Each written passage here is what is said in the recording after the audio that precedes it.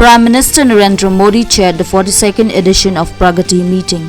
During the meeting, Prime Minister Modi instructed to encourage digital transactions by street vendors in a mission mode. The Union Cabinet has approved the fair and remunerative price of 315 rupees per quintal for sugarcane farmers for 2023-24.